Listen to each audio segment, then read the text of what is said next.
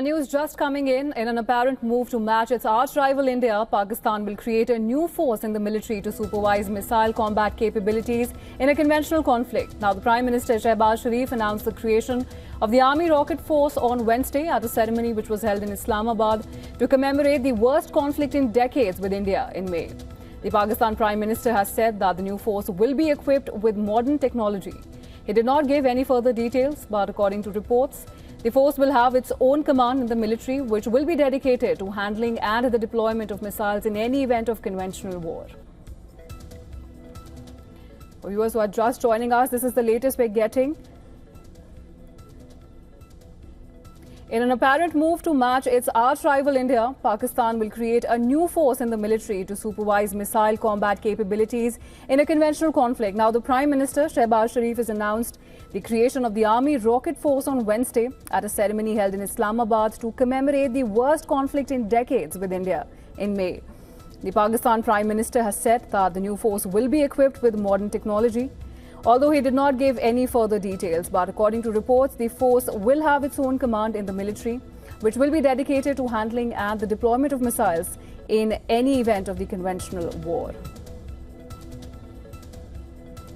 Now, joining us on the phone line is our Assistant Editor for Foreign Affairs, Siddhant Sibbal. Now, Siddhant, Pakistan has announced a new military force to oversee its missile combat capabilities, and we know the announcement has just come a day ahead of its 78th Independence Day. Now, Siddhant, how should we read these latest developments in the current geopolitical context?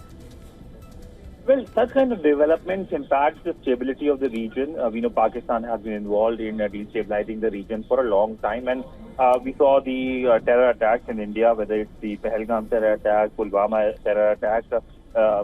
India has been able to respond to these strikes, but they are red lines, and Pakistan has several times crossed these red lines, and that led to India's strikes. Operation Sindoor, in fact, later today we'll see announcements related to the top military awards on Operation Sindoor by the Indian side. But coming back to the Pakistani side, this is a key announcement that India, of course, will be taking note of. And we know that this is something that, of course, is going to impact the stability in terms of the military stability of the region as well.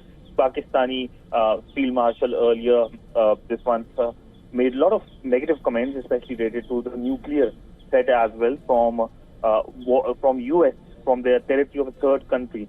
Of course, there hasn't been any remarks by the United States as well on that, which is very appalling. But also, of course, the Pakistani side trying to hide that as well. But that shows the intention of the Pakistani military to not only put the region in a more destabilized zone, but also its own people who are suffering with a lot of things, including, of course, the economic conditions, which remain very dire.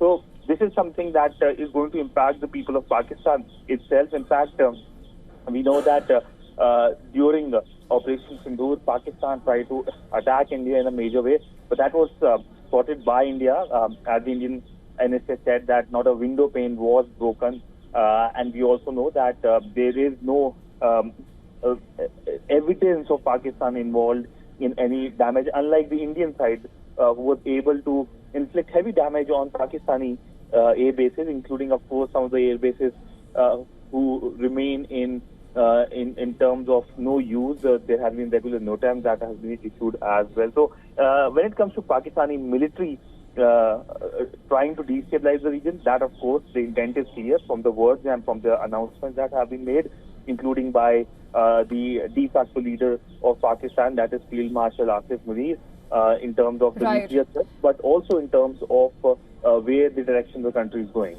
Of course. Thanks, Siddhant, for getting us all of those details and getting us and our viewers up to speed.